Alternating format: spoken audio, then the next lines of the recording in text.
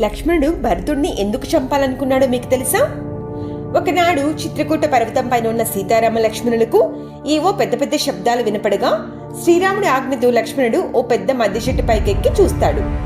అలా చూసిన లక్ష్మణుడికి ఉత్తర దిక్కు నుండి భరతుడు అతడి సైన్యం తమ వైపు రావడం గ్రహించి కోపోద్రిక్తుడై అగ్నివలే మండిపడుచు రాముడితో ఇలా అంటాడు: అన్నా శ్రీరామ, నిత్యాగ్నిహోత్రములను వెంటనే చల్లార్చుము.